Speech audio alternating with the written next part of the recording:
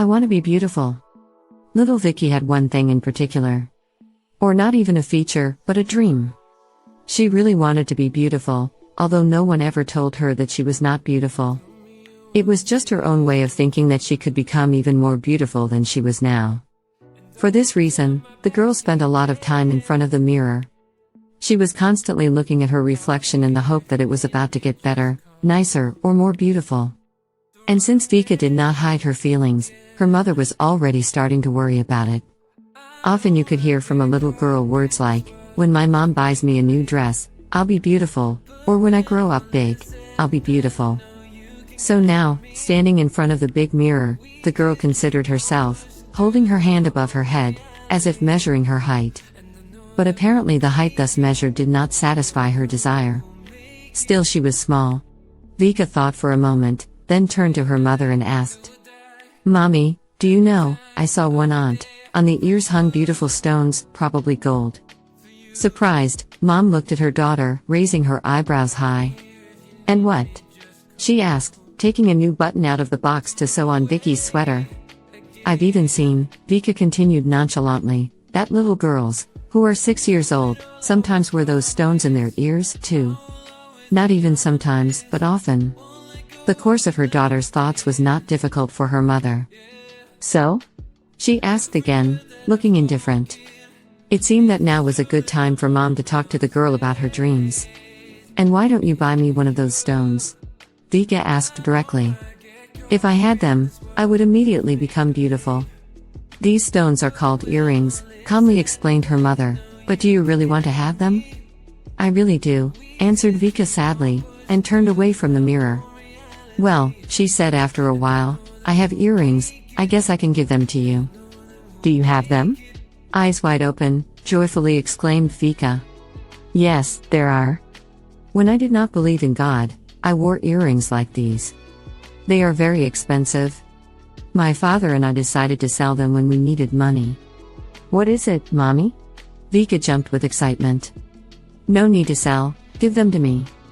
"Wait here," Mommy said and went out of the room. She came back with a small box in her hands. The girl reverently took the velvet box from her hands and opened it. She silently gasped with admiration and froze on the spot. For some time the girl looked at the earrings, turning to the window. Golden sunlight played merry sparks in the precious stone. Such beauty Vika had never seen before. "Oh, Mommy," she murmured, "how beautiful they are. May I wear them?" "You may," said her mother, quietly, pretending to go deep into her work of sewing the buttons again. Vika put the box on the table and took out a weighty earring. At first she held it in her hand, admiring the play of light, then tried to fit it to her ear. Of course she was unsuccessful, and she grew nervous. "I don't understand," she muttered angrily, "how should it be done?" All this time her mother had been furtively watching the girl, waiting for the inevitable denouement. For some reason mothers always know how this or that activity of her child's will end. After trying in vain, Vika turned to her mother and asked irritably, "How do you put these earrings in your ear?" Mom pretended to be disengaged from her work, and began to look through the needles in her sewing box. "Come here," she called to her daughter. Vika came over. "Here," said the mother, handing the girl a big needle. "First you have to pierce her ear with this needle. And only then you can insert the earring." At the sight of the needle Vika recoiled in horror. "Needle?" In fear she shouted. "So I'll bleed from my ear." "I'll give you a piece of cotton swab," said his mother looking unfazed. "Wipe the blood, and that's all. To pierce her ear with a huge needle? What a horror." This discovery shook the girl's imagination. She lowered her head and stared blankly at the earrings in her hand.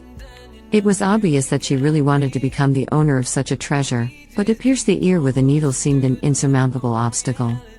After thinking for a while, Vika sighed and, walking to the table, put the earrings back into a small box. Closing it, she returned the treasure to her mother without looking. "So," she concluded sadly, "I'll never be beautiful." Having said that, Vika, rubbing her eyes with her fists, cried. "My baby," said her mother, holding her hand affectionately.